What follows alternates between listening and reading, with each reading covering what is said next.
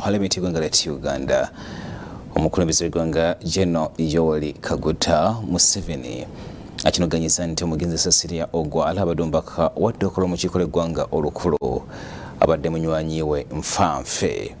Wabula President agamba nti ekimulumye tasobodde kubanga nate aweerezaako ne Cecilia Ogwal mu gavumenti gy'akulembera newankubadde abadde munywanyi we nga n'okusoma basoma ku bombiriri mu yunivasite. Najibulya n'omukulembeze eggwanga Yoweri Kaguta Museveni akyagenda mu maaso n'okwevuma okubanga tasobodde kufuna ku mukisa kukolagana ne Cecilia Ogwal newankubadde nga badde banywanyi okumala ebbanga ddene. Omukulembeze w'eggwanga agamba nti balina ebyafaayo ebibagatta bingi n'omugenzi naddala okuva ddala gye baasomera ku yunivasite Nairobi. Muno babadde obubaka bw'eri abakungubazi abazze mu kukungubaga okubadde wano ku Palamenti ekiro ekikeesezza olwaleero.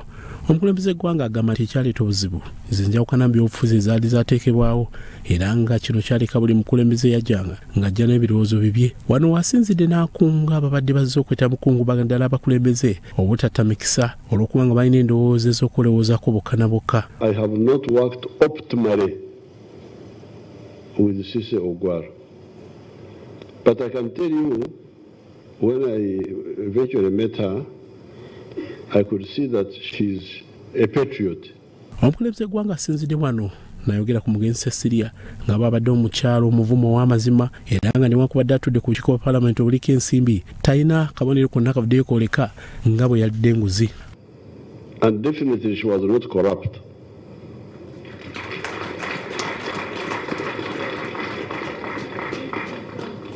Because in those committees of Parliament of yours, those committees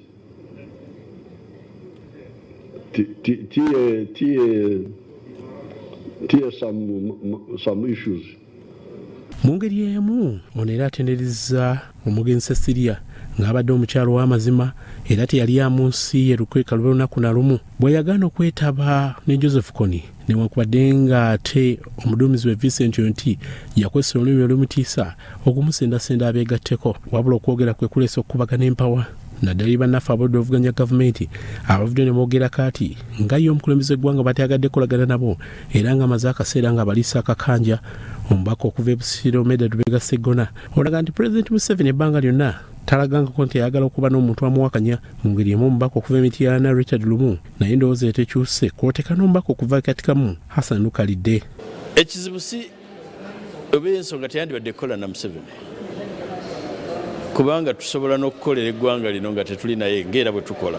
Ndowooza nti atuleke tukole emirimu nga bwe tugirabye. Byonna byayogedde era biddayo ku ye okubeera mwerufu eri Bannayuganda kutegeera nti obukulembeze bwa Bannayuganda naye nga mu byonna saagala kukola byabufuzi mu kufa kwa Maama Cecilia.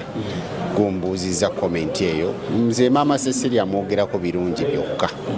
Mukyanganzi gya mu Paalamenti nze omukubaka wa Paalamenti abadde balina omukisa oguwulira ku bigambo bye ebyokuwabula. Nga ava mu kibiina kya Democratic Party nalabyewo obutali bwenkanya kubanga Dr. Semwogerere bwe yafa tebaamuleetako wano ate nga yaliko leader of opposition yali akulembera ekibiina. Kyokka ababaka ab'ekibiina kya NRM bagamba nti President we nabyogedde badde bituufu ng'omubaka omukyalo okuva e Sironko Wamala Nambozo, omubaka okuva Arua Municipality Atima Jackson n'ababaka abalala. Politics wafuna ow'ebibiina abamulungi nti abaatukuza oludda n'erudda ne tuleeta n'oleeta Kanyama Kasavu naye owaffe yagwamu oba Omuganda kyayite nabye oba ki abantu abamu babitwaliriza nnyo n'agamba nze sobola kukolagana na gundi sobola nze kubeera na gundi era bakulaba ng'oyimiridde n'oli bakulanga linnya ddala. Many times you find other opposition think yours is only to oppose, it's only to say no all the time, not to say thank you for the good things one does. But the late Cecilia will appreciate the head of state, President Museveni. President waffe omulungi kyabadde ayogera kituufu tulina okujja era bo abagamba nti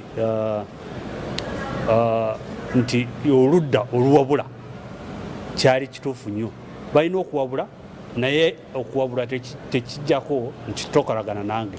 Russell TV nze Grace Segirinya ne Eric Sebalamu Omunyo.